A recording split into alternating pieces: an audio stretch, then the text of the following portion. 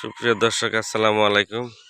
আজকে আপনাদের দেখাচ্ছি টমেটো চাষ এবং টমেটোর যে বেহাল দশা, টমেটোর যে অবস্থা, সেটা আপনাদের মাঝে আজকে তুলে ধরছি।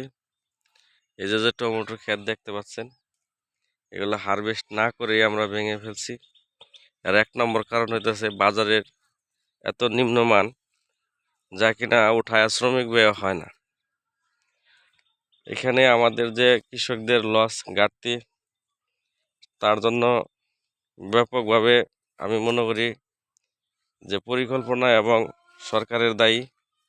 সরকার কোনো কৃষকের এই আর্থিক ক্ষতির, আমাদের যে ফসলটা আমরা উৎপাদন করি সেটার যে ক্ষতি, সেটার ক্ষতিপূরণ কখনোই আমরা পাই না।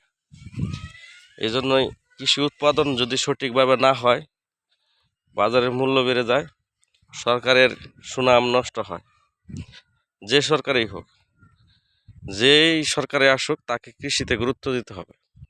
যদি সে কৃষি গুরুত্ব না দেয়, তাহলে আমাদের মতন কৃষকরা যদি মারা যায়, তাহলে হয়তো আর কোনোদিন কৃষি হবে না। তাই আমি যে এই কৃষিটা করার পরে আমি যে ক্ষতির সম্মুখীন হলাম, এই জন্য রাষ্ট্রও কিছুটা দায়ী। রাষ্ট্রের রাজনৈতিক পরিস্থিতিটা অনেক দায়ী, কারণ সিন্ডিকেটের মাধ্যমে পণ্য বাজারে সঠিকভাবে সরবরাহ করা সম্ভব হয় না। যেখানে মানুষ 2 কেজি 3 কেজি টমেটো খাইতো, সেখানে 250 গ্রাম খায়, কারণ বাজারে মূল্য বেশি আর আমাদের ক্ষেতের দাম নেই। এই জন্য বিশাল সমস্যা। তা আজ আয়ুব কাহা কিছু টমেটো নিয়ে যেতেছে গরুরে খাওয়াবেন গা। আয়ুব কাহা কেটে গরুরে খাওয়ান? গরুরে কেমনে খাওয়ান? এমনি খেলা সামসল কার দি সামসল কার গরুরে খাওয়ান না? হ্যাঁ, আন্না করে গরু খায় না? ও, তাহলে কি সিদ্ধ করে দিলেও খায় না? সিদ্ধ করে দিবেন, সিদ্ধ করে দিলে যদি খায়, সিদ্ধ করে দিবেন। না, খড়ির ব্যাপারটা আমি দিবার পাইতাম না, কারণ হচ্ছে আমি টমেটো দিতেছি ফ্রি খাওয়ার জন্য। হ্যাঁ হ্যাঁ,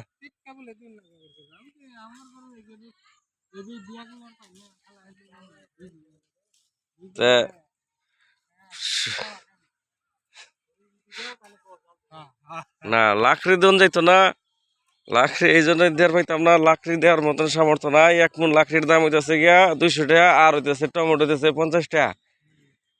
এখন আপনি 1 মণ টমেটো নিতে পারেন, এটা নেওয়ার পরে আপনি কিভাবে খাওয়াবেন, এটা আপনার ব্যাপার। তা সুপ্রিয় দর্শক, আপনারা বুঝতেই পারছেন যে আমাদের বর্তমান সিচুয়েশন। এই যে এই পাঁচশোটুকুও ছিল টমেটো, এগুলো ভেঙে ফেলছি গতকালকে। এখন আর সবজি টবজির প্রতি আর প্রেম হারা যাচ্ছে, সবজি আর করতে ইচ্ছা করতেছে না। ধন্যবাদ সবাইকে। আসসালামু আলাইকুম।